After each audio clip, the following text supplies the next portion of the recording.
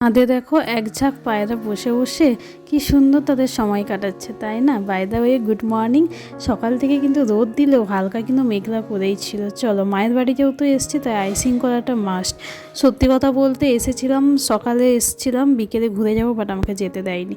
তার কারণ হচ্ছে এটাই। চলো হালকা করে শেয়ার করে নিই। এখনও কিন্তু পুরোপুরি কমপ্লিট হয়নি, জাস্ট হালকার উপরে শেয়ার করছি।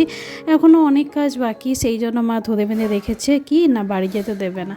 কী আর করা যায় বলো। চলো, লিনার সাথে কিছুক্ষণ সময় কাটালাম, আর এখন আবার রং করা স্টার্ট করব। আমি রং করছিলাম, সেটা ভিডিও করছিলাম, ব্যাস লিনা অনেক কিছুই বকবক করছিল। তো কি বকবক করছিল সেগুলো না হয় নাই বললাম।